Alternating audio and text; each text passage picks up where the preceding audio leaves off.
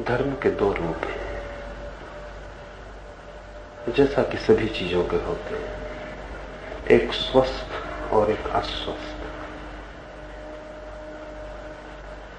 स्वस्थ धर्म तो जीवन को स्वीकार करता है, अस्वस्थ धर्म जीवन को अस्वीकार करता है। जहां भी अस्वीकार है वहां अस्वास्थ्य है। जितना गहरा अस्वीकार होगा उतना व्यक्ति आत्मघाती है, जितना गहरा स्वीकार होगा उतना ही व्यक्ति जीवनोन्मुख है। तो जिन धर्मशास्त्रों में कहा गया है स्त्री पुरुष दूर रहें, स्पर्श भी ना करें, मैं उन्हें रुग्ण मानता हूं, बीमार।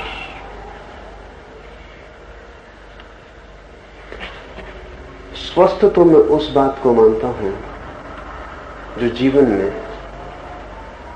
जीवन की जो सहजता है, जो जीवन का निसर्ग भाव है, उसका जहां अंगीकार हो। तो ऐसे धर्मशास्त्र भी हैं जो स्त्री पुरुष के बीच किसी तरह की कलह, द्वंद्व और संघर्ष नहीं करते। उन्हीं तरह के धर्मशास्त्रों का नाम तंत्र है। और मेरी मान्यता यह है कि जितनी गहरी पहुंच तंत्र की है जीवन के संबंध में, उतनी इन क्षुद्र शास्त्रों की नहीं है जहां निषेध किया गया। मैं तो समर्थन में नहीं हूं, क्योंकि मेरी मान्यता ऐसी है कि जगत और परमात्मा दो नहीं है। परमात्मा जगत की ही गहनतम अनुभूति है, और मोक्ष कोई संसार के विपरीत नहीं है, बल्कि संसार के अनुभव में ही जाग जाने का नाम है। तो मैं पूरे जीवन को स्वीकार करता हूं, उसके समस्त रूपों में। स्त्री पुरुष इस जीवन के दो अनिवार्य अंग हैं, और एक अर्थ में पुरुष भी अधूरा है और एक अर्थ में स्त्री भी अधूरी है। उनकी निकटता जितनी गहन हो सके उतनी ही ऐक्य का अनुभव शुरू होता है। तो मेरी दृष्टि में स्त्री पुरुष के प्रेम में परमात्मा की पहली झलक उपलब्ध होती है, और जिस व्यक्ति को स्त्री पुरुष के प्रेम में परमात्मा की पहली झलक उपलब्ध नहीं होती, उसे कोई भी झलक होनी उपलब्ध मुश्किल है। स्त्री पुरुष के बीच जो आकर्षण है वो अगर हम ठीक से समझें तो जीवन का ही आकर्षण है, और गहरे समझें तो स्त्री पुरुष के बीच का जो आकर्षण है वो परमात्मा की ही लीला का हिस्सा है, उसका ही आकर्षण है। तो मेरी दृष्टि में उनके बीच के आकर्षण में कोई भी पाप नहीं है। लेकिन क्या कारण से स्त्री पुरुष को कुछ धर्मों ने, कुछ धर्मशास्त्रों ने, कुछ धर्म गुरुओं ने एक शत्रुता का भाव पैदा करने की कोशिश की? गहरे में एक ही कारण है। मनुष्य के अहंकार पर सबसे बड़ी चोट प्रेम में पड़ती है। जब एक पुरुष एक स्त्री के प्रेम में पड़ जाता है या एक स्त्री एक पुरुष के प्रेम में पड़ती है, तो उन्हें अपना अहंकार तो छोड़ना ही पड़ता है। प्रेम की पहली चोट अहंकार पर होती है, तो जो अति अहंकारी हैं वो प्रेम से बचेंगे। बहुत अहंकारी व्यक्ति प्रेम नहीं कर सकता, क्योंकि वो दांव पे लगाना पड़ेगा। प्रेम का मतलब ही है कि मैं अपने से ज्यादा मूल्यवान किसी दूसरे को मान रहा हूं। उसका मतलब ही यह है कि मेरा सुख गौण है, अब किसी दूसरे का सुख ज्यादा महत्वपूर्ण है, और जरूरत पड़े तो मैं अपने को पूरा मिटाने को राजी हूं ताकि दूसरा बच सके। और फिर प्रेम की जो प्रक्रिया है उसका मतलब ही है कि एक दूसरे में लीन हो जाना।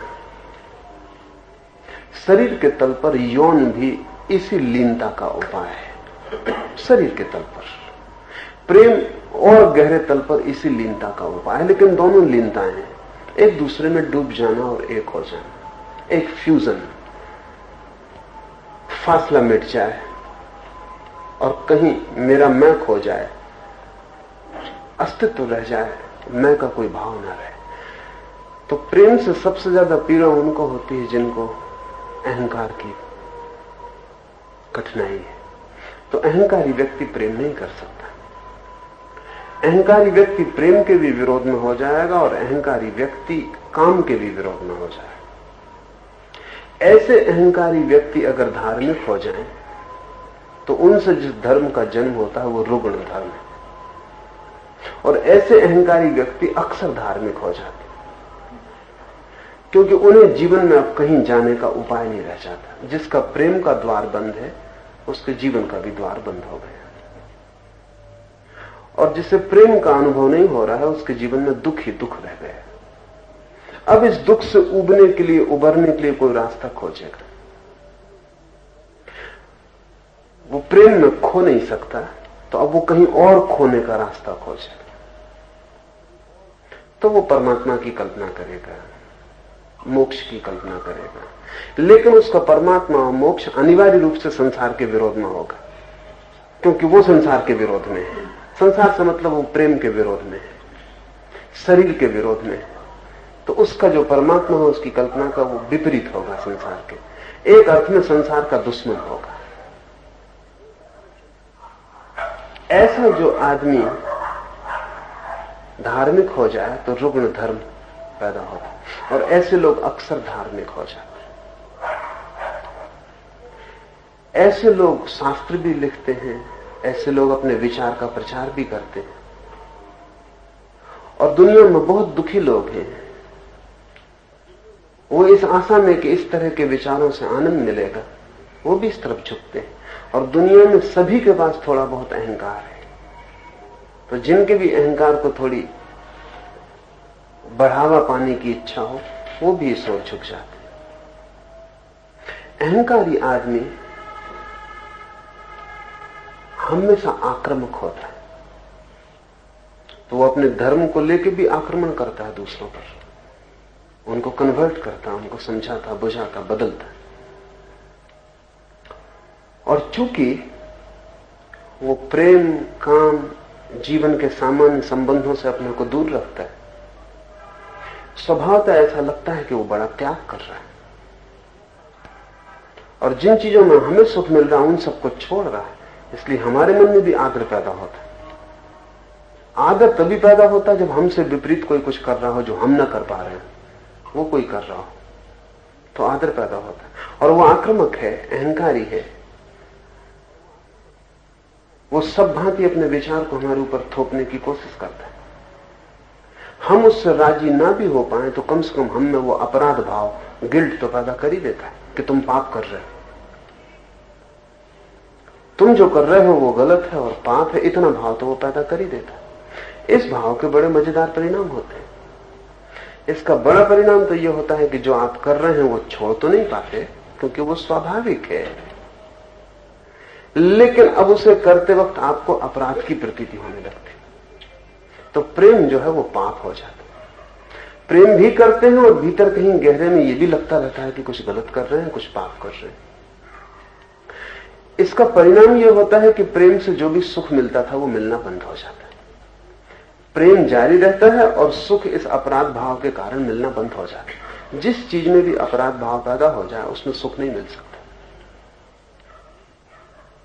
सुख के लिए पहली बात जरूरी है कि मन में अहोभाव हो, अपराध भाव ना हो। तो पुरुष का मन है कि स्त्री को प्रेम करे, स्त्री का मन है पुरुष को प्रेम करे। ये स्वाभाविक आकर्षण है, नैसर्गिक, कुछ इसमें बुरा नहीं है। लेकिन अब वो जो अपराध पैदा कर देंगे त्यागी,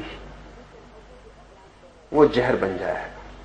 तो स्त्री पुरुष एक दूसरे के प्रति आकर्षित भी होंगे और साथ ही विकर्षित भी होंगे। एक दोहरी धारा, द्वंद्व और विपरीत स्थिति बन जाएगी, एक भीतरी कंट्राडिक्शन खड़ा हो जाए। ये सारी मनुष्य जाति में उन्होंने पैदा कर दी है। इसके उनको फायदे हैं, क्योंकि जब आपको प्रेम से कोई सुख नहीं मिलता तो उनकी बात बिल्कुल ठीक लगने लगती कि न तो इसमें कोई सुख है, और सुख नहीं मिलता इसलिए नहीं कि प्रेम में सुख नहीं मिलता इसलिए कि उन्होंने पाप का भाव पैदा कर दिया। अगर कोई बच्चे को समझा दे कि श्वास लेने में पाप है तो श्वास लेने में दुख मिलने लगेगा। हम जो भी समझा दें उसमें दुख मिलने लगेगा। दुख जो है वो कोई भी गलत काम हम कर रहे हैं उससे मिलने लगेगा। वो काम गलत है या नहीं ये सवाल नहीं है। जैसे जैन घर का बच्चा रात को खाना खाए तो लगता है कि पाप हो रहा है। जब मैंने पहली दफा रात में खाना खाया तो मुझे वॉमिट हो गई, एकदम उल्टी हो गई, क्योंकि 14 साल तक मैंने कभी रात खाना खाया नहीं था, घर को कभी खाता नहीं था, और रात खाना पाप था जाहिर। और जब पहली दफा विद्यार्थियों के साथ पिकनिक पे चला गया, वहां कोई जैन नहीं था, सब हिंदू थे, और उन्होंने कोई दिन में कोई फिक्र नहीं की भोजन बनाने की या खाने की। और मेरे अकेले के लिए मुझे अच्छा भी नहीं लगा कुछ कहूं। दिन भर की थकान, पहाड़ी पे चढ़ना, दिन भर की भूख, और फिर रात उनका खाना बनाना मेरे सामने, तो भूख भी, उनके खाने की गंध भी, तो मैं राजी हो गया। फिर मैंने सोचा कि इतने लोग इतने दिन से खा के अभी तक नर्क नहीं गए थे, एक दिन ही खा लेने से नर्क नहीं चला जाऊंगा। नर्क तो नहीं गया, लेकिन रात मेरी तकलीफ में पड़ गई, मैं नर्क में ही रहा, क्योंकि मुझे उल्टी हो गई खाने के बाद। 14 साल तक जिस बात को पाप समझा हो उसको एकदम से भीतर ले जाना बहुत मुश्किल है। उस दिन जब मुझे उल्टी हो गई तो मैंने यही सोचा कि बात पाप ही है, नहीं तो उल्टी कैसे हो जाती। तो विशेष सर्किल है विचार के, तो दुष्ट चक्र है। जिस चीज को हम पाप मान लेते हैं उसमें सुख नहीं मिलता, दुख मिलने लगता है, और जब दुख मिलने लगता है तो उसे और भी पाप मान लेने का गहरा भाव हो जाता है। जितना गहरा पाप मानते हैं उतना ज्यादा दुख मिलने लगता है।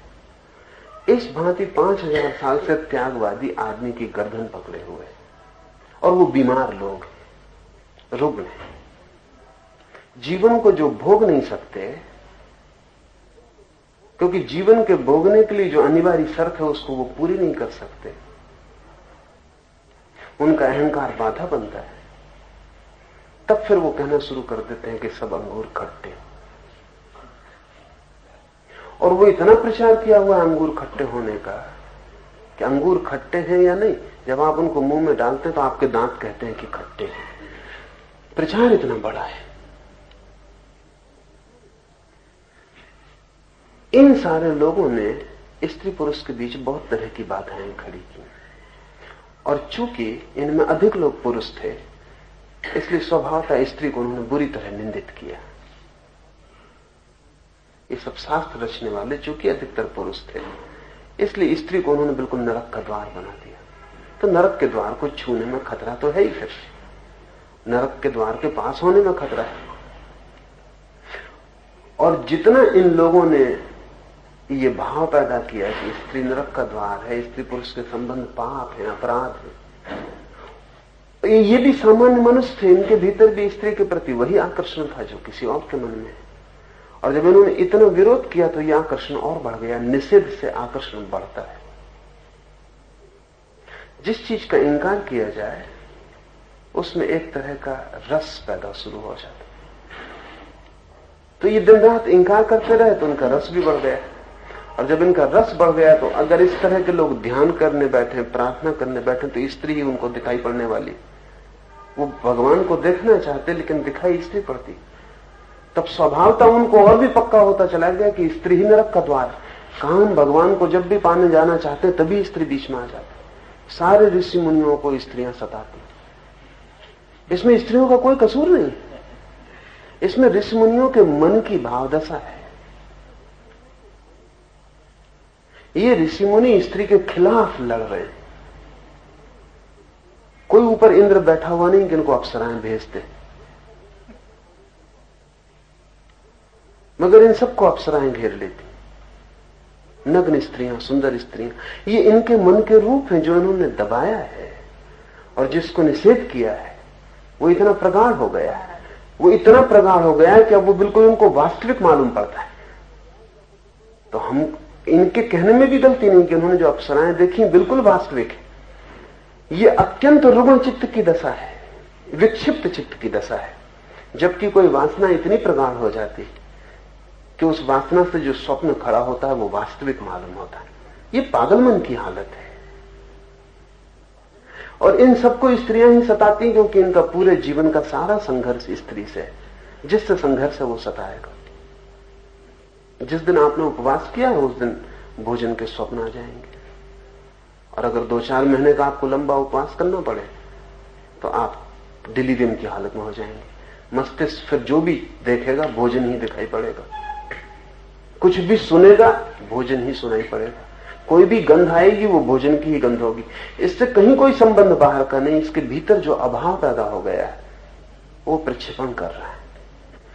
तो जब इन ऋषि मुनियों को ऐसा लगा कि स्त्री सब तरह डिगाती है और उनके ध्यान की अवस्था नष्ट हो जाती, और वो बड़ी ऊंचाई पे चढ़ रहे थे और नीचे गिर जाते, कोई न गिरा रहा है न कहीं वो चढ़ रहे थे, सब उनका मन का खेल है।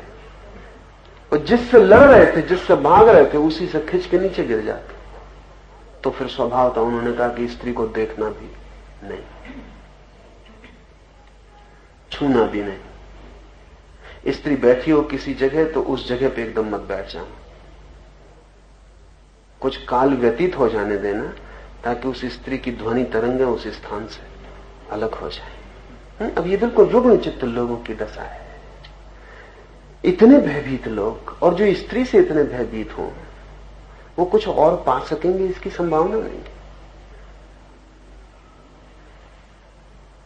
इस तरह के लोगों ने जो बातें लिखी हैं, मैं मानता हूं कि आज नहीं कल हम उनको विक्षिप्त मनोविकारग्रस्त शास्त्रों में गिनेंगे। मेरा कोई समर्थन इनको नहीं। मेरा तो मानना ऐसा है कि जीवन में मुक्ति का एक ही उपाय है कि जीवन का जितना गहन अनुभव हो सके, और जिस चीज के हम जितने गहन अनुभव में उतर जाते हैं उतना ही उससे हमारा छुटकारा हो जाता है। अगर निषेध से रस पैदा होता है तो अनुभव से वैराग्य पैदा होता है। मेरी जो दृष्टि है कि जिस चीज को हम जान लेते हैं, जानते ही हमारा उससे जो विक्षिप्त आकर्षण था वो शांत होने लगता है। और स्वभावतः काम का आकर्षण सर्वाधिक है, होगा, क्योंकि हम उत्पन्न काम से होते हैं और हमारे शरीर का एक एक कण जीवाणु काम कण है। माता पिता के जिस कामाणु से निर्माण होता है, फिर उसी का विस्तार हमारा पूरा शरीर है। तो हमारा रोण रोण काम से निर्मित है, पूरी सृष्टि काम सृष्टि है। इसमें होने का मतलब ही है काम वासना के भीतर होना। जैसे हम श्वास ले रहे हैं हवा में, उससे भी गहरा हमारा अस्तित्व काम वासना में है, क्योंकि श्वास लेना तो बहुत बाद में शुरू होता। बच्चा जब पेट से मां के पैदा होगा और जब रोएगा तब पहली श्वास लेगा। इसके पहले भी 9 महीने वो जिंदा रह चुका है, और वो 9 महीने जो जिंदा रह चुका है वो तो उसकी काम ऊर्जा का ही सारा फैलाव है। तो वो जो काम ऊर्जा से हमारा सारा शरीर निर्मित है, कण कण निर्मित है, श्वास से भी गहरा हमारा उसमें अस्तित्व छिपा हुआ है। उससे भाग के कोई बच नहीं सकता, क्योंकि भागोगे कहां? वो तुम्हारे भीतर है, तुम ही हो। तो मैं कहता हूं कि उससे भागने की कोई जरूरत नहीं, और भागने वाला उपद्रव में पड़ जाता है। तो जीवन में जो है उसका सहज अनुभव, उसका स्वीकार, और जितना गहरा अनुभव होता है उतने हम जाग सकते हैं। इसलिए मैं तंत्र के पक्ष में हूं, त्याग के पक्ष में नहीं हूं। और मेरा मानना है जब तक त्यागवादी धर्म दुनिया से समाप्त नहीं होते तब तक दुनिया सुखी नहीं हो सकती, शांत भी नहीं हो सकती। सारी रोग की जड़ इनमें छिपी। तंत्र की दृष्टि बिल्कुल उल्टी है। तंत्र कहता है कि अगर स्त्री पुरुष के बीच आकर्षण है तो इस आकर्षण को दिव्य बनाओ, इससे भागो मत, इसको पवित्र करो। अगर काम वासना इतनी गहरी है तो इससे तुम भाग सकोगे भी नहीं। तो इस गहरी काम वासना को ही क्यों ना परमात्मा से जुड़ने का मार्ग बनाओ। और अगर सृष्टि काम से हो रही है तो परमात्मा को हम काम वासना से मुक्त नहीं कर सकते, नहीं तो कुछ होने का उपाय नहीं रह जाता।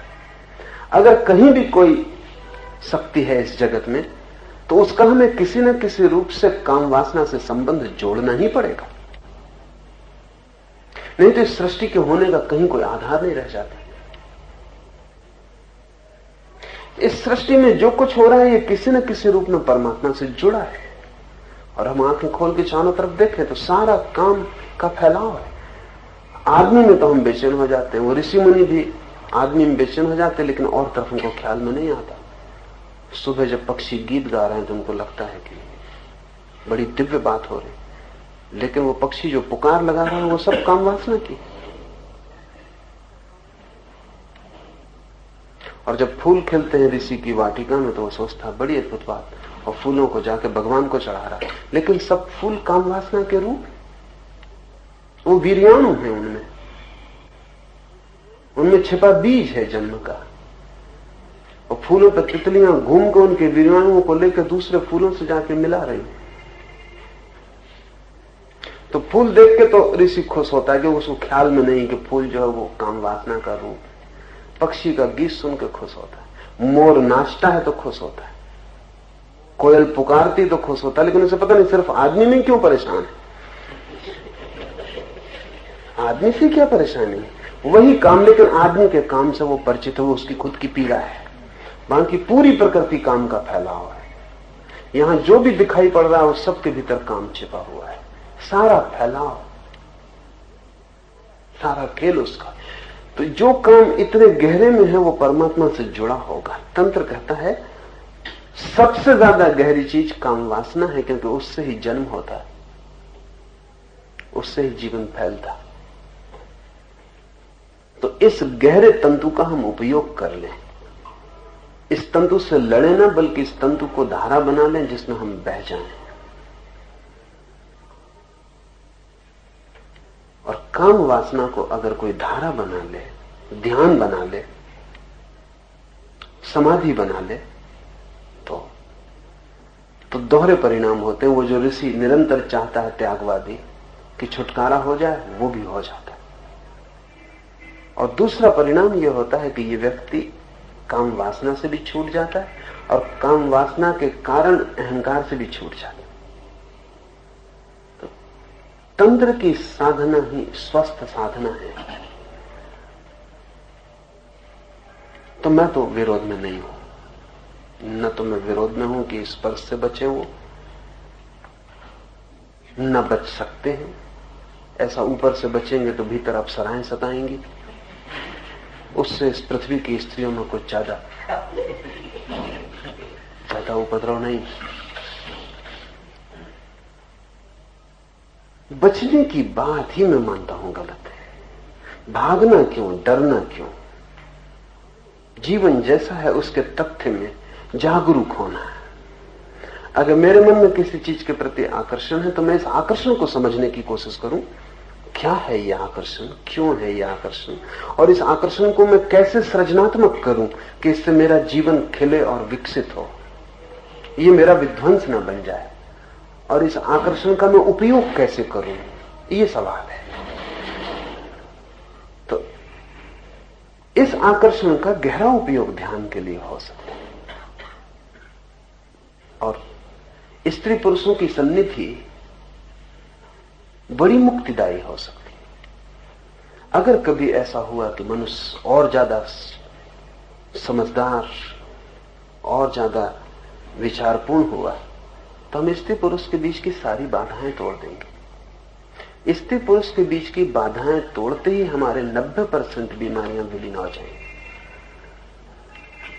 क्योंकि उन बाधाओं के कारण सारे रोग खड़े हो रहे हैं, हमको दिखाई नहीं पड़ता। और चक्र ऐसा है कि जब रोग खड़े होते हैं तो हम सोचते हैं और बाधाएं खड़ी करो ताकि रोग खड़े ना। अब मैं एक गांव में था और कुछ बड़े विचारक और संत साधु मिलकर अश्लील पोस्टर विरोधी एक सम्मेलन कर रहे। तो उनका ख्याल है कि अश्लील पोस्टर लगता है दीवार पर, इसलिए लोग काम वासना से परेशान रहते हैं। जबकि हालत दूसरी। लोग काम वासना से परेशान है, इसलिए पोस्टर में मजा है। पोस्टर कौन देखेगा? पोस्टर को देखने कौन जा रहा है? पोस्टर को देखने वही जा रहा है जो स्त्री पुरुष के शरीर को देख ही नहीं सका, जो शरीर के सौंदर्य को नहीं देख सका, जो शरीर की सहजता को अनुभव नहीं कर सका, वो पोस्टर देख रहा है।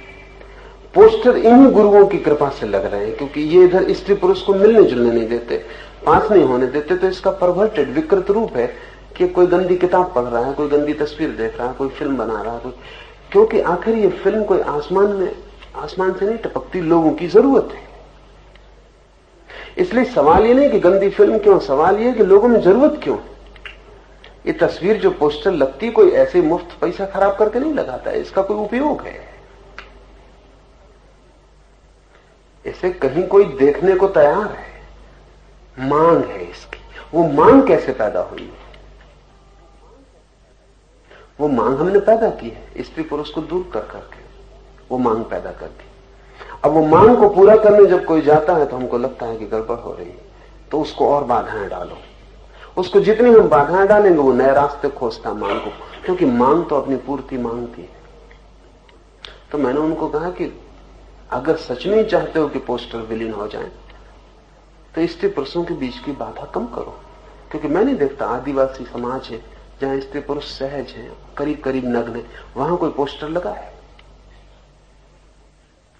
या कोई पोस्टर में रस ले।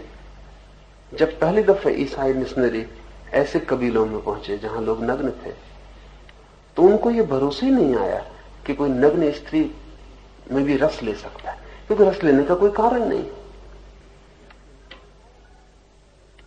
जब तक हम वस्त्रों में ढांके हैं और दीवारें और बाधाएं खड़ी किए, तब रस पैदा होगा। रस पैदा होगा तो हम सोचते हैं कि और डर पैदा हो रहा है तो इसको रोको। मनुष्य की अधिक उलझने इसी भांति की है कि जो सोचता है कि सीढ़ियां हैं सुलझाव की, वही उपद्रव हैं, वही बाधाएं हैं। तो मैं तो मानता हूं कि बच्चे बड़े हों, साथ बड़े हों, लड़के और लड़कियों के बीच कोई फासला ना हो, साथ खेलें, दौड़ें, बड़े हों, साथ स्नान करें, तैरें, ताकि स्त्री पुरुष के शरीर की नैसर्गिक प्रतीति हो और वो प्रतीति कभी भी रुग्ण न बन जाए और उसके लिए कोई बीमार रास्ते न खोजने पड़े। और ये बिल्कुल उचित ही है, ये उचित ही है कि पुरुषों की स्त्री के शरीर में उत्सुकता हो, स्त्री की पुरुषों के शरीर में उत्सुकता हो, ये बिल्कुल स्वाभाविक है। और इसमें कुछ भी क्रूर नहीं है और कुछ भी अशोभन नहीं है। अशोभन तो तब होता है जो हमने किया है उससे अशोभन हो गई बात। अब जिस स्त्री से मेरा प्रेम हो उसके शरीर में मेरा रस होना स्वाभाविक है, नहीं तो प्रेम ही नहीं होगा। लेकिन एक अनजान स्त्री को रास्ते पर मैं धक्का मार दूं भीड़ में, ये अशोभन है। लेकिन इसके पीछे ऋषि मुनियों का हाथ है। जिस स्त्री से मेरा प्रेम है उसे मैं अपने करीब निकट ले लूं, उसका आलिंगन करूं, ये समझ में आने वाली बात है, इसमें कुछ बुरा नहीं है। लेकिन जिस स्त्री को मैं जानता ही नहीं, जिससे मेरा कोई लेना देना नहीं है, रास्ते पर मौका भीड़ मिल जाए तो मैं उसको धक्का मार दूं, उस धक्के में कुछ बीमार बात है। वो धक्का क्यों पैदा हो रहा है? वो धक्का किसी जरूरत की कमी है। जिससे प्रेम हो सकता है उसको मैं कभी पास नहीं ले पाता। वो रुग्ण हो गई मेरी वृत्ति। अब मैं धक्का मारने में भी रस ले रहा हूं। तो भीड़ में एक धक्का मार के चला गया तो भी समझो कि कुछ सुख पाया, और सुख इसमें मिल नहीं सकता। गिलानी मिलेगी मन को, निंदा मिलेगी, अपराध का भाव पैदा होगा, तो मैं समझूंगा कि मैं पाप कर रहा हूं। और जितना मैं समझूंगा मैं पाप कर रहा हूं, उतना स्त्री मेरे बीच का फासला बढ़ता जाएगा, और जितना फासला बढ़ेगा इसको मिटाने की मैं बेहूदी कोशिश करूंगा, और ये चलता रहेगा। तो मैं तो स्त्री पुरुष को निकट लाना चाहता हूं, इतने निकट कि उनको ये प्रतीति नहीं रह जानी चाहिए कि कौन स्त्री है कौन पुरुष है। स्त्री पुरुष होना 24 घंटे का बोध नहीं होना चाहिए, वो बीमारी है। अगर इतना बोध बना रहता है तो स्त्री पुरुष होना 24 घंटे का बोध नहीं होना चाहिए। वो मिटेगा तभी जब हम बीच के फासले मिटाएंगे। और इसके गहरे परिणाम हो कि समाज की अश्लीलता, गंदा साहित्य, गंदी फिल्में, बेहुदा वृत्तियां वो अपने आप गिर जाएं। और एक ज्यादा स्वस्थ मनुष्य का जन्म हो। और ये जो स्वस्थ मनुष्य, इसकी मैं आशा कर सकता हूं कि धार्मिक हो सके, क्योंकि जो स्वस्थ ही नहीं हो पाया अभी, उसके धार्मिक होने की कोई आशा मैं नहीं मानता। तो एक तो धर्म है जो अधर्म से भी बुरा है, अस्वस्थ धर्म, उससे तो अधर्म ठीक। और एक धर्म है जो अधर्म से श्रेष्ठ है, और उसे मैं कहता हूं स्वस्थ धर्म। जीवन की समझ, प्रतीति, अनुभव, होश, इससे पैदा हुआ धर्म। स्त्री पुरुष जितने निकट होंगे उतना ही ये जो उपद्रव है शांत हो जाए, और ये उपद्रव शांत हो जाए तो असली खोज शुरू हो। क्योंकि आदमी बिना आकर्षण के नहीं जी सकता, और अगर स्त्री पुरुष का आकर्षण शांत हो जाता है तो वो और गहरे आकर्षण की खोज में लग जाता है। बिना आकर्षण के जीना मुश्किल है, वही प्रयोजन है। और जो स्त्री पुरुष में लड़ता रहता है उसका आकर्षण तो कायम रहता है, दूसरा आकर्षण का कोई उपाय नहीं है। परमात्मा मेरे लिए प्रकृति में ही गहरे अनुभव का नाम है, और जिस दिन वो अनुभव होने लगता है उस दिन ये सारे जिनसे हम बचना चाहते थे, इनसे हम बच जाते, पर बिना कोई चेष्टा किए। एक तो कच्चा फल है जिसको कोई झटका देकर तोड़ ले, और एक पका हुआ फल है जो वृक्ष से गिर जाता है। न वृक्ष को खबर होती कि वो कब गिर गया, न फल को खबर होती कब गिर गया, न फल को लगता है कि कोई बड़ा भारी प्रयास करना पड़ा, न कहीं कुछ होता नहीं, सब चुपचाप हो जाता। तो जीवन के अनुभव से एक वैराग्य का जन्म होता है जिसको मैं पका हुआ फल कहता हूं, और जीवन से लड़ने से एक वैराग्य का जन्म होता है जिसको मैं कच्चा फल कहता हूं। सब तरफ घाव छूट जाते और उन घावों का भरना मुश्किल है। तो मैं तो ऐसे किसी शास्त्रों के पक्ष में नहीं। मेरा तो मानना यह है कि जो भी प्रकृति से उपलब्ध है उसका समग्र सर्वांगीण स्वीकार, और उसी स्वीकार से रूपांतरण।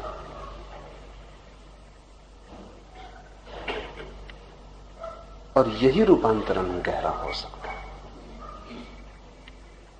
संघर्ष में मेरा भरोसा नहीं, और इसी बात को मैं आस्तिकता कहता हूं। सब त्यागियों को मैं नास्तिक कहता हूं, क्योंकि परमात्मा की सृष्टि उन्हें स्वीकार। और जिनको परमात्मा की सृष्टि स्वीकार नहीं, वो परमात्मा भी उन्हें मिल जाएगा तो स्वीकार करेंगे, मैं नहीं मानता। अस्वीकृति की उनकी आदत इतनी गहरी है कि जब वो परमात्मा को भी देखेंगे तो हजार भूलें निकाल लेंगे कि इसमें ये पाप है। और शोपेनहावर ने कहीं कहा है कि हे परमात्मा, तू तो मुझे स्वीकार है, तेरी सृष्टि स्वीकार नहीं। लेकिन अगर परमात्मा स्वीकार है तो उसकी सृष्टि अनिवार्य रूप में स्वीकृत हो जाती। और अगर उसकी सृष्टि स्वीकार नहीं है तो बहुत गहरे में हम उसे भी स्वीकार नहीं कर सकते। कैसे स्वीकार करेंगे? फिर या तो हम परमात्मा से ज्यादा समझदार हो गए, उससे ऊपर अपने को रख लिया कि हम उसमें भी चुनाव करते हैं। मेरा कोई चुनाव नहीं। मैं तो मानता हूं जो प्रकट है वो अप्रगट का ही हिस्सा है। जो दिखाई पड़ रहा है उसके पीछे ही अदृश्य छिपा हुआ है। थोड़ी परत में भीतर प्रवेश करने की जरूरत है। और प्रेम जितना गहरा जाता है इस जगत में, कोई और चीज इतनी गहरी नहीं जाती। मैं छुरा मार सकता हूं आपकी छाती में, वो उतना गहरा नहीं जाएगा जितना मेरा प्रेम आपके भीतर गहरा जाए। प्रेम से गहरा तो कुछ भी नहीं जाता। इसको ही जो छोड़ देता है वो उथला सतह पर रह जाता।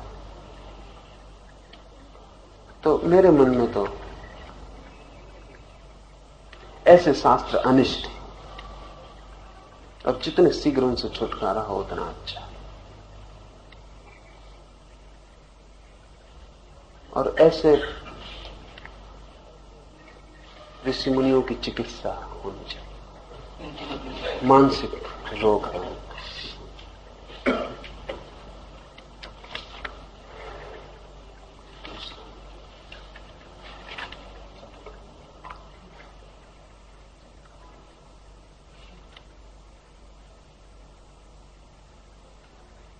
जो अभी सब साधु संत आते हैं वो चमत्कार बताते हैं, उसको सब लोग बहुत मानते हैं। तो चमत्कार के विचार में आपका क्या बात है?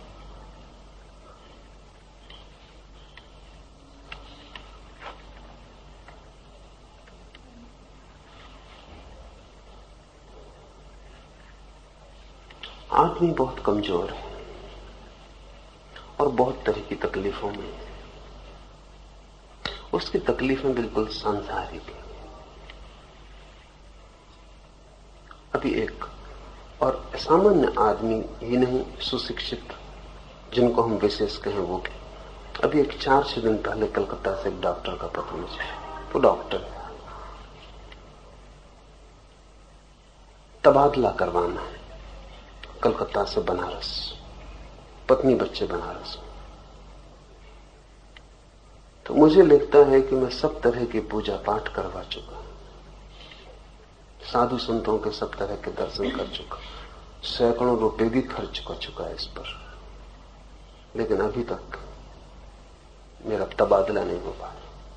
तब आखिरी आपकी शरण आता कि तबादला करवा दे, नहीं तो मेरा भगवान से भरोसे उठ जाए।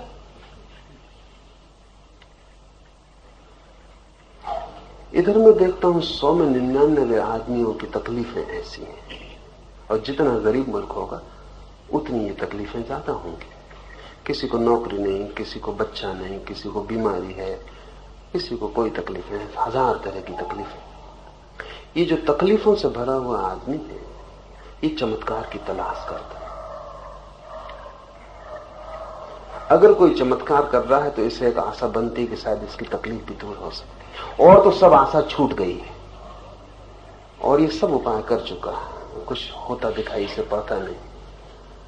लेकिन अगर ये देख ले कि कोई आदमी हवा में से भभूत दे रहा है, तो फिर इसे भरोसा आता है कि अभी भी कुछ आशा है, मुझे भी लड़का मिल सकता है जब हवा से भभूत आ सकता है, तो साधु के चमत्कार से बच्चा भी आ सकता है। और अगर हाथ से सोना आ जाता है और घड़ियां आ जाती हैं, तो फिर क्या दिक्कत कि मेरा तबादला ना हो जाए, मुझे नौकरी ना मिल जाए। तो गरीब समाज है, दुखी पीड़ित समाज है, और जब तक लोग दुखी हैं तब तक कोई ना कोई चमत्कार से शोषण करेगा। सिर्फ ठीक संपन्न समाज हो तो चमत्कार का असर कम हो जाए। जितनी तकलीफ होगी उतना चमत्कार का परिणाम होगा। फिर चमत्कार क्या है? एक तरफ तो ये दुखी पीड़ित लोग हैं जिनका शोषण किया जा सकता है आसानी से, ये हाथ फैलाए खड़े हैं कि इनका शोषण करो, और इनका शोषण एक ही तरह से किया जा सकता है कि इनकी वासनाओं की तृप्ति की कोई आशा बंधे। तो वो आशा कैसे बंधे? अगर कोई बुद्ध महावीर हो तो वो तो आशा बंधाता नहीं, वो तो उल्टे इस आदमी को कहता है कि तुम्हारे दुखों का कारण तुम ही हो, तो तुम दुख के बाहर कैसे जाओगे उसका मैं रास्ता बता सकता हूं, लेकिन जिन कारणों से तुम दुखी हो उनको पूर्ति करने का मेरे पास कोई उपाय नहीं। लेकिन बुद्ध महावीर के प्रति ये आदमी आकर्षित नहीं होंगे, इनकी वासना ही वो नहीं है। अभी एक आदमी ताबीज निकाल देगा, उसके प्रति आकर्षित होंगे, उनकी वासना के लिए रास्ता मिलता है। और ताबीज निकालना इतना आसान काम है कि सड़क पर मदारी कर रहा है उसको, जिसको हम 2 पैसे देने को भी राजी नहीं। और वही मदारी कल साधु बन के खड़ा हो जाए तो फिर हम उसके चरणों में सिर रखने को और सब कुछ रखने को राजी। तो गरीबी है, दुख है और मूढ़ता है।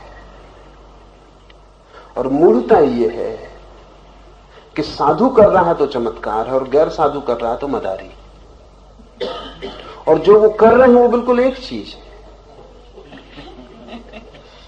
उसमें जरा भी फर्क नहीं। बल्कि मदारी ईमानदार है और ये साधु बेईमान है, क्योंकि मदारी बेचारा कह रहा है कि खेल है, यही उसकी भूल है। मूढ़ों के बीच इतना साफ होना ठीक नहीं, इतना सच्चा होना यही उसकी गलती है कि वो कह रहा है ये खेल है, इसमें हाथ की तरकीब है,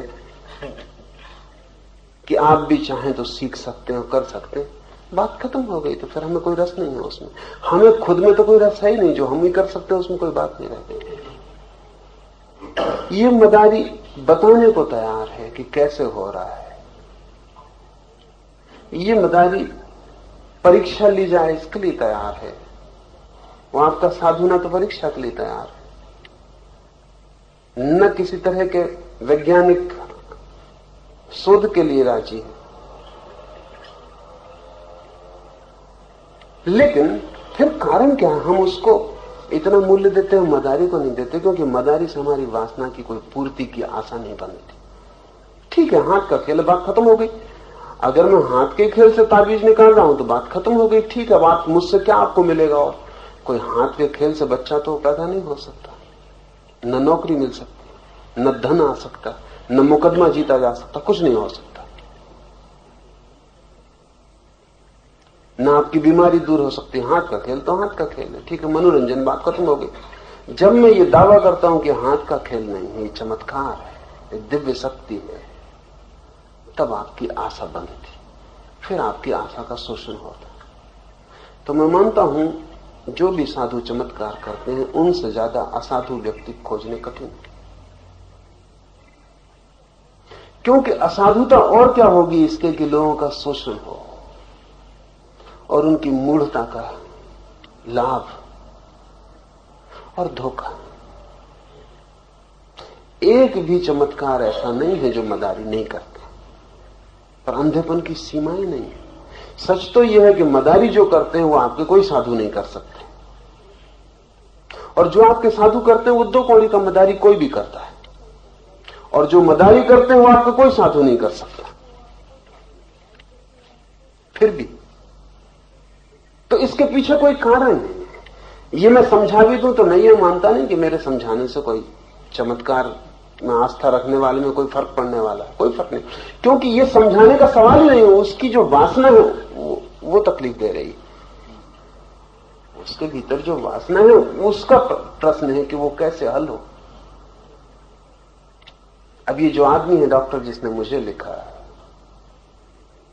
इसको मैं कितना ही समझाऊं, इससे कोई फर्क नहीं पड़ने वाला, क्योंकि समझाने से तबादला तो होगा नहीं। समझाने का एक ही परिणाम होगा कि मुझे हाथ जोड़ के किसी और की तलाश करे, कोई उपाय नहीं, क्योंकि इस आदमी को कुछ मालूम नहीं है, बात खत्म हो गई।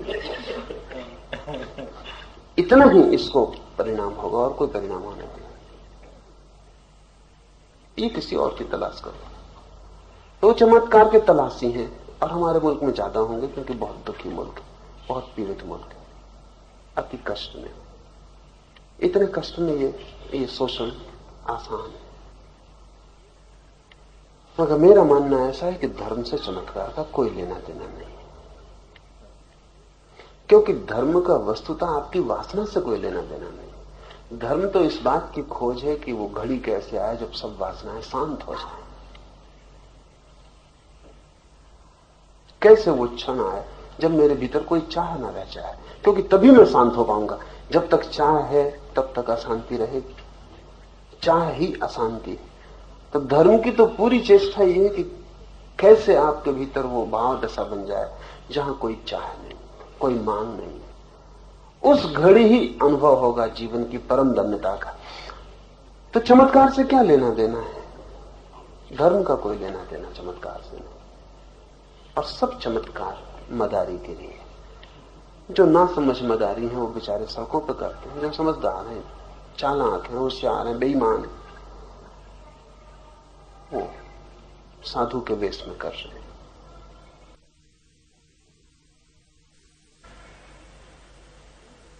और इनको तोड़ा भी नहीं जा सकता, वो भी मैं समझता हूं कि इनके खिलाफ कुछ भी कहो उससे कोई परिणाम नहीं होता। परिणाम उस आदमी पे हो सकता है जो वासना के पीछे ना हो, ऐसा आदमी खोजना मुश्किल है। एक स्त्री मेरे पास आई, उसको बच्चा चाहिए, और उसको मैं समझा रहा हूं कि सब चमत्कार मदारी गिरी है। वो उदास हो गई बिल्कुल, वो बोली कि सब मदारी गिरी। उसको दुख हो रहा है मेरी बात सुन के। तो मुझे खुद ही ऐसा अनुभव होने लगा कि मैं पाप कर रहा हूं जो उसको मैं समझा रहा हूं, क्योंकि हो बच्चा न हो बच्चा, होने की आशा में तो वो अपना दौड़ धूप कर रही है, चल रहा था। तो उसको मैंने कहा तू मेरी बात की फिक्र मत कर, और तू वैसे भी नहीं करेगी, तू जा कोई और खोज, कोई ना कोई, पता नहीं कोई कर सके चमत्कार। उसकी आंखों में ज्योति वापस लौट आई। उसने कहा आप कहते हैं कि शायद कोई कर सके। ये हमारे विश फुलफिलमेंट है, भीतर हमारी इच्छा है कि ऐसा हो, चमत्कार होने चाहिए, ऐसा हम चाहते हैं। इसलिए फिर कोई तैयार होकर बता देता है कि देखो ये हो रहे हैं और तुम चाहते थे वो इच्छा पूरी हो गई। और उन चमत्कारियों से कोई भी नहीं कहता कि जब तुम राख ही निकालते हो तो क्यों राख निकालते हो, कुछ और काम की चीज निकालो, इस मुल्क में कुछ काम आए।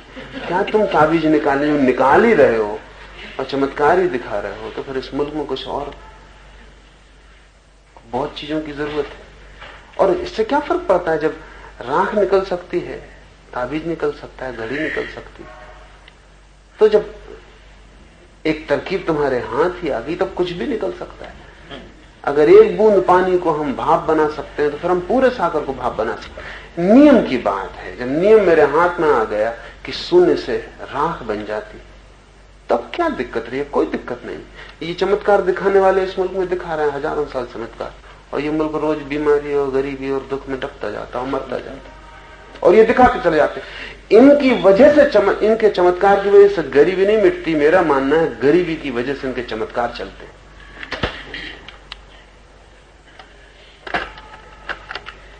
थोड़ी देर को सोचो, यहां इतने लोग बैठे हैं, अगर अभी यहां बाहर पता चले कि सत्य साईं बाबा मौजूद है, तो आपके मन में पहला ख्याल क्या आएगा? और कोई ये कह दे कि वो जो भी आपकी इच्छा है उनसे पूरी हो सकती, फिर आपकी समझने में उत्सुकता नहीं रह जाएगी। फिर आप चाहेंगे कि कब यहां से छुटकारा हो, क्योंकि समझ में तो पीछे भी हो सकती है। आपको तत्काल क्या ख्याल आएगा अगर आपको पता चले कि बाहर साईं बाबा खड़े होकर आपकी इच्छा पूरी कर सकते हैं? तो आपको जो पहला ख्याल आएगा वो ये नहीं आएगा कि चमत्कार मदारीगिरी है, पहला ख्याल आपको ये आएगा कि आपकी वासना क्या है। फौरन आपको आपकी वासना उठ जाएगी मन में कि तो फिर ठीक है, चल के मैं इतनी मांग कर ही लूं। आदमी जी रहा है अपनी वासनाओं से। वासनाग्रस्त आदमी चमत्कार नहीं होता ऐसा मान नहीं सकता, ये तकलीफ है उसका। वो चाहता है कि चमत्कार होते हो। अगर एक साईं बाबा गलत हो तो कोई फिक्र नहीं, ये आदमी गलत होगा, लेकिन कहीं कोई ना कोई चमत्कार कर रहा होगा, कोई दूसरा ठीक होगा। मेरे पास लोग आते हैं, वो कहते हैं ये गलत होंगे वो गलत होंगे, लेकिन कोई तो ठीक होगा। ये सवाल नहीं है सब गलत सिद्ध हो जाएं, तो रोज पता चल जाता है कि फला आदमी गलत सिद्ध हो गया, पर कोई फर्क नहीं पड़ता, चमत्कार जारी रहते। आ गलत होता है तो बा करता है, बा गलत होता है तो सा करता है, कोई ना कोई करता है, कोई ना कोई देखने वाला तैयार है। चमत्कार नहीं रुकते, चमत्कारी गिरते जाते हैं, चमत्कार नहीं रुकते, क्योंकि कोई बहुत मौलिक वासना की तृप्ति हो रही है। हम हैं दीन और दुखी, बड़ी चाहों से भरे, और कोई आशा नहीं दिखती कि ये चाहें पूरी हम कर पाएंगे। कोई पूरी कर दे आकाश से तो ही एकमात्र आशा है। इसलिए दुनिया में चमत्कार होते रहेंगे जब तक दीनता, दुख, पीड़ा, मूढ़ता सघन है। और मैं नहीं दिखता कि कभी भी ऐसा मौका आएगा कि आदमी इतना समझदार होगा कि चमत्कार न चले। बहुत मुश्किल दिखता है, बहुत मुश्किल दिखता है। 5000 साल पहले चलते थे तो हम सोचते थे विज्ञान विकसित नहीं हुआ है, अभी भी चलते हैं और विज्ञान इतना विकसित है, लेकिन कोई फर्क नहीं पड़ता, कोई फर्क नहीं पड़ता। आदमी जब तक नहीं बदलता कोई फर्क नहीं पड़े। आप कुछ भी खोजबीन करके ले आओ, सब जाहिर कर दो। इधर मैंने प्रयोग किए, मैं सोचा शायद इसका कुछ परिणाम हो, लेकिन फिर मुझे लगा नहीं होगा। मैंने 2 मित्रों को राजी किया कि मैं तुम्हें लेकर घूमूं सारे मुल्क में, और जो जो चमत्कार लोग दिखाते हैं तुम मंच पे खड़े होकर दिखा दो, और फिर हम लोगों को समझा दें कि ये सब खेल है। मैंने कुछ मित्रों को उनके दिखाए तो उन्होंने देख के कहा कि हाँ ये होगा खेल, लेकिन सत्य साईं बाबा खेल नहीं। अब मैंने कहा कि फिजूल है, इसमें कोई मतलब नहीं इन दो को विचारों को परेशान करना। वो कहेंगे कि ये है मदारी, लेकिन वो थोड़ी मदारी है। क्या किया जा सकता? इसमें कोई उनका ये रक्षा कर रहे हैं ऐसा भी नहीं, इनको कोई लेना देना नहीं, लेकिन इनकी वासना है। ये चाहते हैं कि कहीं तो कोई कर रहा हो चमत्कार जो सच्चा है, बस इनकी चाह है। तो मैं तो सख्त खिलाफ हूं, क्योंकि मेरा मानना है कि इन क्षुद्र बातों में लोगों को उलझाना है, उनका समय नष्ट करना है, उनके मनों को लुभाना, व्यर्थ उलझाव में बनाए रखना, कुछ हल तो नहीं होता। धार्मिक व्यक्ति का तो कर्तव्य एक है कि कैसे व्यक्ति का दुख शांत हो। इस दिशा में अगर वो कुछ उनको बता सके, कुछ उनको करवा सके, कुछ उनके जीवन को बदलने की कीमिया खोज सके। बुद्ध ने कहा है कि मैं चिकित्सक हूं, वैद्य हूं, मैं कोई चमत्कार नहीं दिखा सकता, मैं सिर्फ औषधि की प्रक्रिया बता सकता हूं। और तुम बीमार हो तो अगर तुम्हारी बीमारी को मिटाने की इच्छा हो तो ये औषधि का उपयोग कर सकते हो। तो मेरा तो औषधि में भरोसा है। लेकिन इस तरह की उत्सुकता उन लोगों में होती है जो कि सच में ही शांति की खोज में हो। अब जो इस खोज में ही नहीं है, उसके लिए तो फिर मैं मानता हूं कि इतनी बड़ी दुनिया है, उसमें बहुत तरह के लोग हैं, उसमें कोई चमत्कार देखना चाहता है तो उसको देखने का हक है, और कोई दिखाना चाहता है उसको दिखाने का हक है। और दोनों मजा ले रहे हैं तो हम क्यों बीच में बाधा डालें? उनको लेने देना चाहिए, कभी समझ आएगी। तो इसमें जो देख रहे हैं उनका तो जीवन खराब हो रहा है, जो दिखा रहे हैं उनका और बुरी तरह खराब हो रहा है। क्योंकि देखने वाले तो शायद कभी जग भी जाएं कि छोड़ो कहां के खेल में पड़े हो। वो जो दिखाने वाला है उसके अहंकार की इतनी तृप्ति होती रहती, उसे ख्याल भी नहीं होता। तो मेरे लिए तो साईं बाबा जैसे लोग दया के पात्र, दयनीय, उनका जीवन तो बिल्कुल मिट्टी में जा रहा। धर्म का कोई संबंध चमत्कार से नहीं।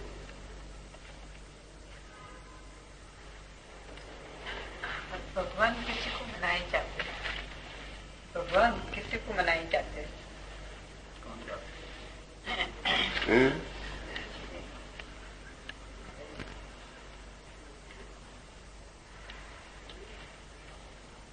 मेरी दृष्टि में तो भगवान के सिवाय कुछ और है नहीं।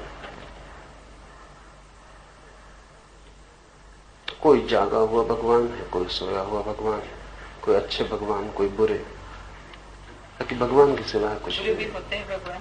बिल्कुल, क्योंकि उसके सिवाय कुछ भी नहीं। अगर बुरे को हम काट दें उससे तो फिर बुरा होगा कैसे? होना मात्र ही उसका है।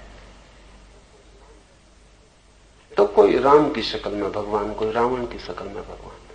लेकिन रावण को अगर हम कह दें कि उसमें भगवान नहीं है तो फिर रावण के होने का कोई उपाय नहीं रह जाता। होगा कैसे? वो अस्तित्व ही उसका है। तो हमें कठिन लगता है कि बुरे भगवान कैसे, चोर भगवान कैसे। बाकी अगर वही है तो चोर में भी वही है।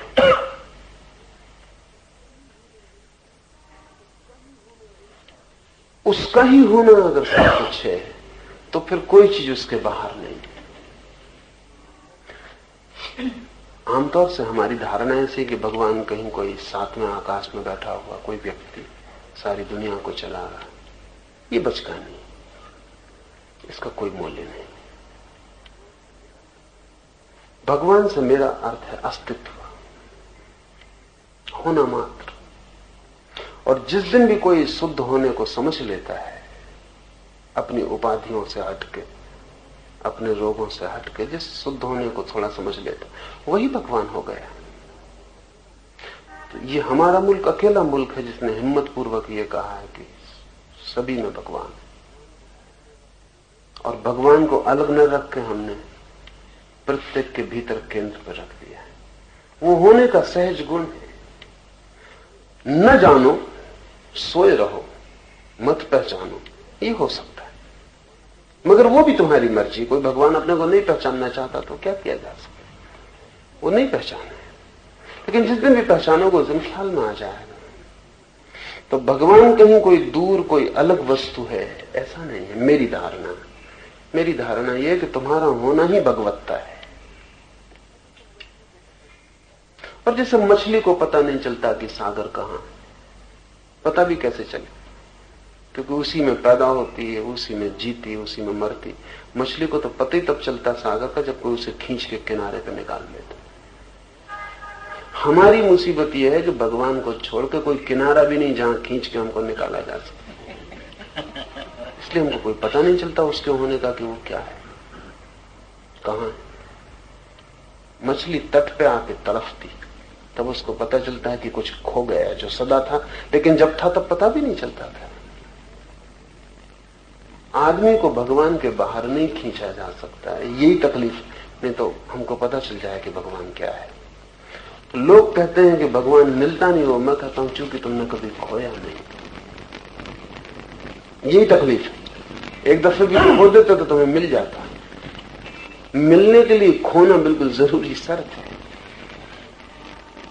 और चूंकि हम उसी में जी रहे हैं, हम वही हैं, इसलिए हमें पता नहीं चलता। फिर मेरे मन में चूंकि मैं देखता हूं कि बुरा भी वही है, बुराई के प्रति भी मेरे मन में कुछ बुरा भाव नहीं रह जाता। ये इसको मैं एक आध्यात्मिक रूपांतरण की कीमिया मानता हूं। अगर ये मेरा ख्याल हो कि सभी वही है, तो जिसको हम बुरा कहते हैं वो भी वही है, तो फिर बुराई के प्रति भी बुराई का कोई भाव नहीं रह जाता। ठीक है, वो भी ठीक है, शायद वो भी अनिवार्य हिस्सा है, शायद उसके बिना भी जगत नहीं हो सकता। जैसे अंधेरे के बिना प्रकाश नहीं हो सकेगा और मृत्यु के बिना जीवन नहीं हो सकेगा, शायद इसी तरह रावण के बिना राम भी नहीं हो सकता। शायद परमात्मा के होने के ढंग में ये दोनों बातें साथ साथ सम्मिलित हैं कि जब भी वो राम होगा तब रावण भी होगा, नहीं तो नहीं हो सकता। तो ये द्वंद्व जो हमें इतना विपरीत दिखाई पड़ता है, कहीं भीतर जुड़ा हुआ है। थोड़ा रावण को अलग कर लें राम की कथा से, और राम के प्राण निकल जाते हैं। रावण के बिना क्या बल है कथा में? कथा में बचेगा क्या? एक रावण को हटा लें तो पूरी रामायण व्यर्थ हो जाती।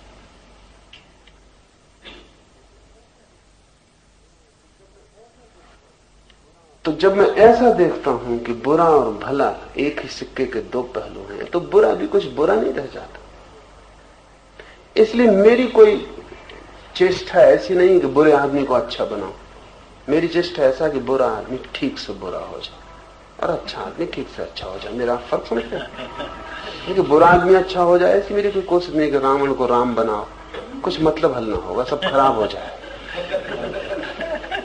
सब खराब हो जाए। और कुछ न कहो कि रावण कोई दिन राम बन जाए तो राम को बेचारों को तत्काल रावण बनना पड़े, क्योंकि इसके सिवा कोई उपाय नहीं, कोई उपाय नहीं। तो रावण अच्छा रावण हो, शानदार, पूरी तरह प्रकट हो, और राम पूरी तरह प्रकट हो अपनी प्रतिभा में, तो ये खेल का पूरा रूप आ जाए। तो मैं नहीं कहता किसी को कि तुम ऐसे हो जाओ, मैं कहता हूं तुम जो हो वही तुम पूरी तरह हो जाओ। कोई ढांचा नहीं देता कि ऐसे बनो, क्योंकि मैं कौन ढांचा देने वाला। तुम जो बन सकते हो वही बनो, उसमें पूरी तरह संलग्न हो जाओ। और कैसे पूरी तरह संलग्न हो सकते हो वो मैं जरूर कहता हूं। और जिस दिन तुम जो हो वही बन जाओगे, उस दिन तुम्हें परमात्मा की प्रतीति हो जाएगी।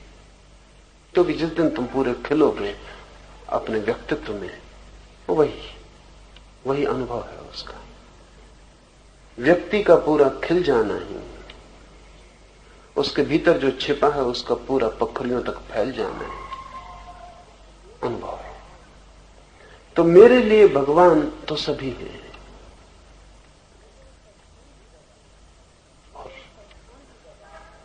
अगर इसका ख्याल भी पैदा हो जाए कि मैं भी भगवान हूं, तो तुम्हारी जिंदगी बदलनी शुरू हो जाए।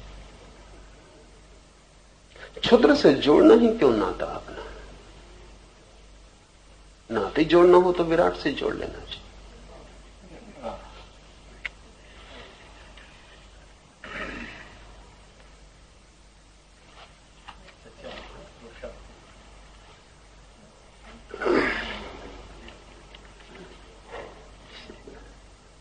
क्या है सर?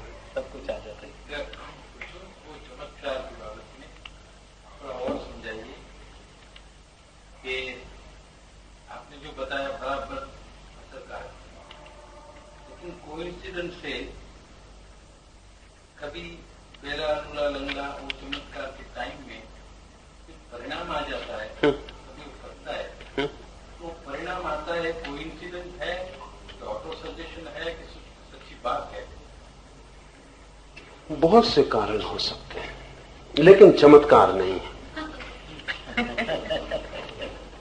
चमत्कारिक भी मालूम हो, चमत्कार नहीं। आदमी के मन के बहुत से नियम हैं जिनका हमें होश नहीं है, और उन नियमों के कारण बहुत सी घटनाएं घटती।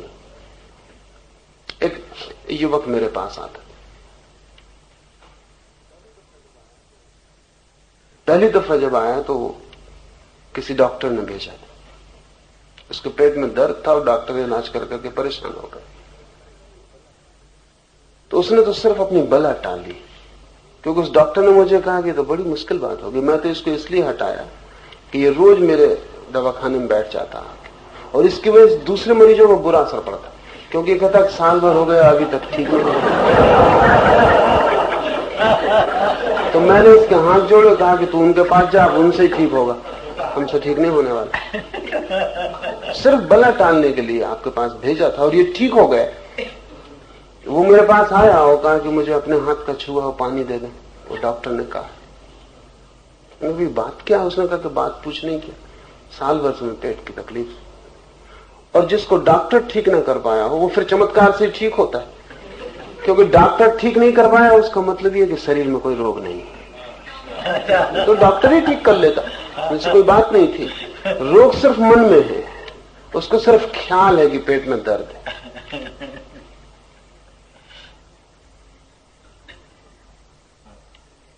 मैं उसको इनकार किया, कहा कि ये मैं करूंगा नहीं, क्योंकि कल और लोग आ जाएं। तब उसने मेरे पैर पकड़ लिए। कहा आप क्या कह रहे हैं? मैं किसी को बताऊंगा ही नहीं, ये बात छिपती नहीं। तू साल भर से बीमार है और अगर ठीक हो गया तो तू तो ठीक हुआ, हम फंस गए, कल तो और लोग आ जाएंगे। 12 बजे रात तक मैं उससे रोके रहा। जब वो बिल्कुल छाती पीट रोने लगा, मेरी माँ मौजूद थी वहां, उसने मुझे कहा कि बेचारा सिर्फ पानी ही मांगता। 3 घंटे से मैं सुन रही तुम्हारी बातचीत, इसको पानी दो, हो ठीक न हो ठीक, झंझट मिटाओ, सो जाओ। पर 3 घंटे उसे रोकना जरूरी था, क्योंकि जितना मैंने उसे रोका उतना उसका पक्का होता गया कि पानी में कुछ है। रोकने की बात भी क्या थी?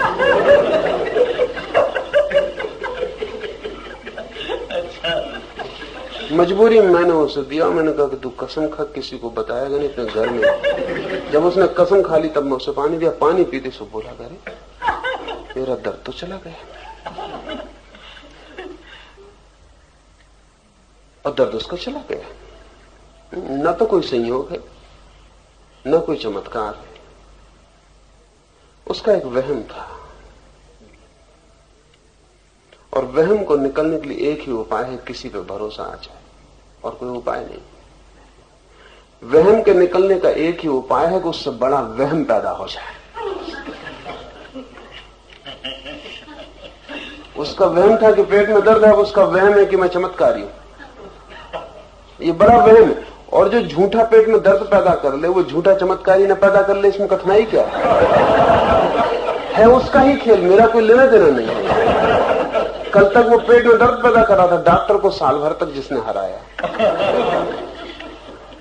वो कोई छोटा मोटा आदमी नहीं है। वहम पैदा कर सकता है, और दर्द जैसा वहम पैदा कर लिया जिसमें दुख ही पाया, तो ये तो बड़ा सुखद था मामला। उसने घूंट अंदर नहीं गया, तो उसने कहा गजब, ये तो चमत्कार हो गया। उसने कहा कि वो कसम वसम मैं नहीं मानूंगा, क्योंकि मेरी मां की तबीयत खराब। और आप जान के हैरान होंगे कि वो एक बोतल रखने लगा जिसको मुझसे छुआ के ले जाता था। और मरीजों को ठीक करने लगा। क्योंकि उसको देख के मरीज, उसका पूरा मोहल्ला जानता था कि वो तो क्रॉनिक मरीज है, वो कोई ठीक होने वाला प्राणी नहीं। वो ठीक हो गया तो उससे लोग मांगने लगे किस तरकीब से, और अनेकों को वो ठीक करने लगा। अब मैं उसको समझाऊं भी तो समझाने का कोई उपाय नहीं, क्योंकि वो ठीक हो गया है। और ठीक होने का एक नियम है, 100 में से 90 बीमारियां मानसिक है। इसलिए 90 बीमारियां तो चमत्कार से ठीक हो ही सकती। वो जो 10 बीमारियां हैं जो मानसिक नहीं है, उनका भी चमत्कार से असर हो सकता है, आपको भुलाई जा सकती है। जैसे कि झूठी बीमारी पैदा हो सकती, वैसी सच्ची बीमारी भूल सकती। हिप्नोसिस में 2 तरह के प्रयोग हैं। अभी किसी को सम्मोहित किया जाए और एक खाली कुर्सी रख दी जाए। जब वो सम्मोहित हो तब उसको कहा जाए कि खाली कुर्सी पर उसका कोई परिचित व्यक्ति आके बैठ गया। फिर उससे कहा जाए आंखें खोलो, वहां कुर्सी खाली है, वो देखेगा बराबर कि फला आदमी बैठा हुआ है। जो नहीं है वो दिखाई पड़ रहा है। इससे उल्टा भी हो जाता है, जो कुर्सी पे बैठा हुआ आदमी उसको कहो वो कुर्सी खाली, यहां कोई नहीं, फिर उससे आंख खोल के कहो, उसको दिखाई नहीं पड़ेगा। हमारा मन जो देखना चाहे वो ना हो तो भी दिखाई पड़ सकता है, और हमारा मन जो देखना न चाहे तो जो हो वो भी नहीं दिखाई पड़ेगा। अब इसके लिए जरूरी है कि एक बहुत गहरी आस्था का भाव पैदा हो जाए। चमत्कारी व्यक्ति उतना ही काम कर रहा है कि वो उतना भरोसा दिलवा रहा है कि ठीक। अब इसमें कठिनाइयां ये हैं कि अगर चमत्कारी व्यक्ति, जैसे मैंने ये बात आपसे कह दी, अब आपके पेट में दर्द हो तो मैं कुछ नहीं कर सकता, मैं बता रहा हूं मेरा चमत्कार काम नहीं करेगा।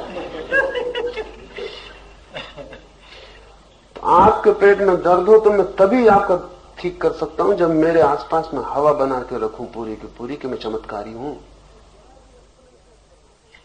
इसमें जरा भी एक्सप्लेनेशन खतरनाक है।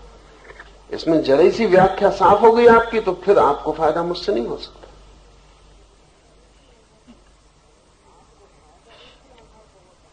आपको फायदा इसी आधार पर हो सकता है कि मैं चमत्कारी हूं, मैं फायदा करता हूं। अगर मैं आपको कहूं कि आपसे आपको ही फायदा हो गया है, मैं सिर्फ बहाना था,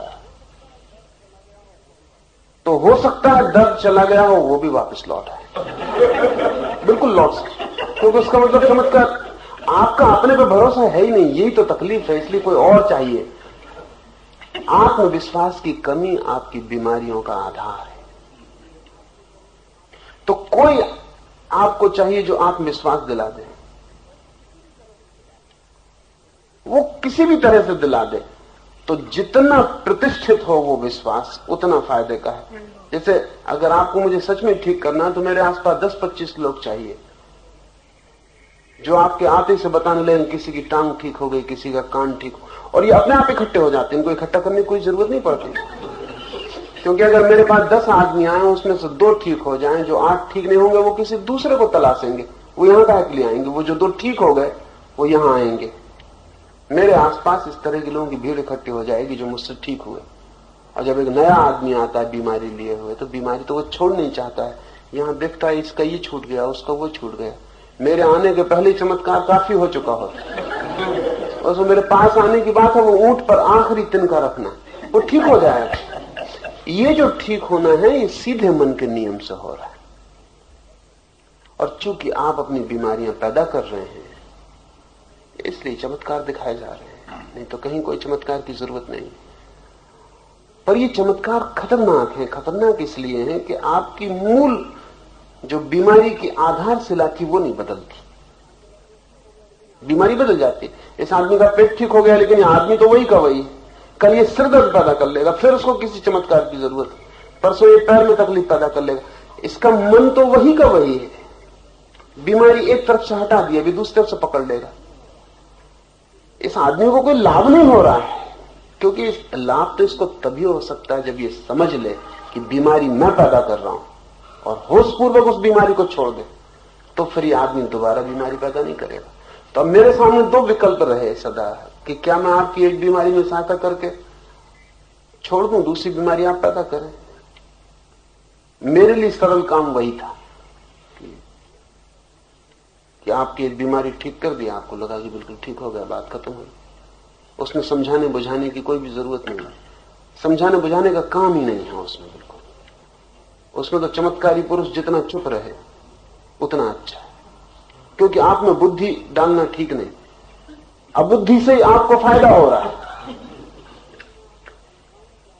दूसरा यह है कि मैं आपको समझाऊं कि आपकी सारी बीमारी, सारे दुख की जड़ क्या है, मगर तब मुझे चमत्कारी होने का कोई उपाय नहीं। तब तो मैं आपके साथ संघर्ष करूं, आपकी बुद्धि को निखारूं, तोड़ूं, मिटाऊं, नया बनाऊं, कि किसी दिन ऐसा क्षण आ जाए कि ना तो आप झूठी बीमारी पकड़ें, ना झूठे चमत्कारों की जरूरत रहे। आप मुक्त हो जाएं भीतर अपनी बीमारी से, अपने बल से। उसमें आपकी सहायता करूं। सच्चा शिक्षक मैं उसको कहता हूं जो आपको सहायता करे स्वतंत्र होने के लिए, कि एक दिन आप मुक्त हो जाएं और स्वतंत्र हो जाएं, अपने पैर पर खड़े हो जाएं। और झूठा शिक्षक मैं उसको कहता हूं जो आपकी बीमारी भी ठीक करे, लेकिन उसी कारण से करे जिस कारण से बीमारी थी। मैं एक कहानी कहता रहा हूं। एक घर में एक मेहमान आके रहा, तो मेहमान जवान था और बिगड़ न जाए तो घर के लोगों ने उसको डरवा रखा था कि बाजार न जाए, रात सिनेमा न जाए। बीच में एक मरघट पड़ता था तो कह रखा था कि उस मरघट से गुजरना बहुत खतरनाक है, भूत प्रेत। तो उसे भूत प्रेत का डर पैदा हो गया, तो वो रात तो नहीं जाता था बस्ती की तरफ, लेकिन धीरे धीरे डर इतना बढ़ा कि दिन में भी वो अकेला न जाए। तो घर के लोगों ने कहा ये तो मुसीबत हो गई। वो भूत प्रेत जिनसे रात में डरवाया था वो कोई कंपार्टमेंट तो मानते नहीं, वो दिन में भी डरवाएंगे। डर ही तो कारण था, डर पकड़ गया। वो रात नहीं तो दिन में भी कहे कि कोई साथ चलो, तो वो बस्ती में जाएगा अंदर। तो फिर उनका कोई उपाय करना पड़े, तो एक फकीर के पास ले गए। तो उस फकीर ने कहा कि इसमें कोई दिक्कत की बात नहीं, ये ताबीज में बांधे देता हूं, इस ताबीज की इतनी ताकत है कि कोई भूत तेरे पास नहीं आ सकता। तो बिल्कुल ताबीज पहन के मरघट से निकल जाए। ताबीज पहन के वो आदमी मरघट से निकले, वहां कोई भूत तो था नहीं, कोई आया भी नहीं, लेकिन वो समझा कि ताबीज। अब वो ताबीज के बिना एक मिनट ना रहे, क्योंकि ताबीज अगर रात छोड़ के भी रख दे तो उसे घबराहट लगे कि कहीं भूत प्रेत पास ना आ जाए। अब वो ताबीज की मुसीबत हो गई। मगर बीमारी वही की वही है। भूत प्रेत से डरता था, ताबीज से डरने लगा कि कहीं ताबीज खो जाए, कोई ताबीज चुरा ले, या ताबीज गिर जाए, या ताबीज के साथ कोई अशिष्टता हो जाए, या ताबीज अपवित्र हो जाए, या कुछ हो जाए। और वो 24 घंटे ताबीज से घिस गया। बीमार वहीं का वहीं है। कल भूत सता रहे थे, अब ताबीज सता रहा है। अब उसको ताबीज से छुटकारा करवाना। हम छुटकारा करवा सकते हैं दूसरी चीज पकड़ा के, मूल आधार वही रहे। मेरी प्रक्रिया सारी इतनी है कि आपको कोई ताबीज ना देना पड़े। आपकी बीमारी है तो चाहे थोड़ी देर लगे, मुश्किल पड़े, कोई फिक्र नहीं, उससे भी प्रौता आएगी। लेकिन बीमारी जाए, नई बीमारी बिना पकड़े। इसको ही मैं कहूंगा कि असली चमत्कार है, बाकी सब धोखाधड़ी है। और मन इतनी कुशलता से खड़ा करता है कि हमें ख्याल नहीं। खोज कहती है कि 100 में से केवल 3 सांप में जहर होता है, 97 सांपों में जहर होते ही नहीं। लेकिन आदमी 3% से ज्यादा मरते, और कोई भी सांप काटे और मरने का डर पैदा हो जाता। और जहर है नहीं उसमें, आप मरते कैसे हैं? सांप में जहर है ही नहीं और आदमी काटा और आदमी मर गया। आदमी सांप से कम मरता है, सांप ने काटा इससे मरता है। असली जहर सांप में नहीं है। आदमी के मन में है कि सांप ने काट खाया, फिर चाहे चूहे ने काटा, इससे कोई फर्क नहीं पड़ता, आदमी मर जाएगा। इसलिए सांप झाड़ा जा सकता है, क्योंकि कोई जहर तो होता नहीं। 97 मौके पर सांप का झाड़ने वाला सफल होगा, क्योंकि जहर तो होते नहीं। आदमी का कोई वास्तविक कारण नहीं है मरने का, सिर्फ ये ख्याल। तो मेरे एक मित्र जो सांप झाड़ने का काम करते, उन्होंने सांप पाल रखे। तो ये जरूरी है। जब उनके लड़के को सांप ने काट खाया तो वो भागे मेरे पास आए, तो आप कुछ करो। मैंने कहा तुम तो न मालूम कितनों के झाड़ चुके। उन्होंने कहा वो काम इस पर नहीं करेगा, लड़का जानता है। वो जो तरकीब है वो लड़का जानता है, ये ज्ञान के साथ ये खराबी। उस लड़के से मैंने पूछा तू क्यों घबरा रहा, तेरे बाप है उनको मुझे पता है, मुझ पे नहीं चलेगा उनका काम, क्योंकि मैं खुद ही उनका सांप छोड़ता हूं। वो जब सांप कोई काटता है तो सांप उन्होंने पाल रखे, तो भारी मंत्र पढ़ेंगे और मुंह से फंसू कर गिरेगा, फिर वो चिल्लाएंगे चीखेंगे, फिर वो सांप को आवाज देंगे, फिर जिस सांप ने काटा है वो सांप आएगा, बाहर दरवाजे से चलता हुआ अंदर आएगा। जब वो मरीज देखता है काटा हुआ कि सांप आ गया तो वो भी चमत्कृत हो जाता कि जिस सांप ने काटा था। कभी कभी 6-6 घंटे लग जाते क्योंकि सांप बहुत दूर, जब वो आए तब फिर सांप आता है, वो सांप आके बिल्कुल कपने लगता है और सिर पटकने लगता है झाड़ने वाले के सामने। तो मरीज आधे तो ठीक हो ही गया, उसने कहा गजब का चमत्कार। फिर वो सांप को कहते हैं कि वापस जहां उसको काटा है उसको वापस उसका खून पियो, तो सांप मुंह लगा के वहां से, वो सब ट्रेन सांप है, 2-4 बूंद खून की टपक आती है, वो कहते हैं बस जहर उसने वापस ले लिया। उनके लड़के को काट लिया, वो लड़का कहा कि हम खुद ही छोड़ते हैं इसलिए बड़ी मुसीबत, और बाप भी कहे कि मेरा काम नहीं चलेगा इसमें, आप कुछ करो। तो इस सारे चमत्कार की दुनिया में आपकी वो बीमारियां दूर हो रही हैं जो कभी थी ही नहीं। इसका ये मतलब नहीं कि आप तकलीफ नहीं पा रहे थे, आप तकलीफ पा रहे थे, आप मर भी जाते, ये भी हो सकता है, और लाभ आपको पहुंचाया जा रहा है, इसलिए लाभ पहुंचाने वाले को दोष देने का भी कोई कारण नहीं। जब तक आप हो तब तक किसी को झूठा सांप झाड़ना पड़ेगा, ये आपकी वजह से उपद्रव है। आप जान के हैरान होंगे कि ऐसी घटनाएं घटी हैं। बहुत प्रसिद्ध घटना है सूफी जुन्नैद के बाबत। वो निरंतर कहा करता था कि उसने एक आदमी को मरते देखा। वो एक कॉफी हाउस में बैठा हुआ था और गपशप कर रहा था, कुछ लोग और बैठे हुए थे, और एक आदमी आया। तो उस कॉफी हाउस के मालिक ने कहा, अरे तुम अभी जिंदा हो? उस आदमी ने कहा, क्या बात करते, तुमको किसी ने कहा कि मैं मर गया? उसने कहा, किसी ने कहा नहीं, हमने सोचा हुआ था, भूलो। साल भर पहले जब तुम यहां रुके थे तो तुम्हारे साथ 3 आदमी और रुके थे उस रात यहां, चारों ने रात जो खाना खाया था यहां वो विषाक्त हो गया। तुम तो आधी रात उठ के चले गए, तुम्हें कहीं जाना था यात्रा पर, बाकी 3 मर गए। तो हम यही सोचते थे कि तुम मर गए होगे। उस साल भर बाद वापस लौटा था, ये सुनते वो बेहोश होकर गिर पड़ा। वो जो आदमी था साल भर पहले, जुन्नैद ने लिखा, जब मैंने उसको बेहोश होते गिरते देखा तो मुझे दुनिया के सब चमत्कार समझ में आ गए। ये जो आदमी है ये गिर पड़ा।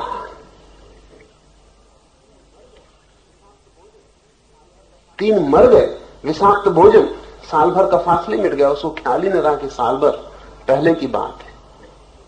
उसको होश में लाने के लिए पड़ोस से झाड़ने फूकने वाले बुलाने पड़े, बमुश्किल वो होश में आया। आदमी का मन और उसके नियम, उनसे सारा खेल है।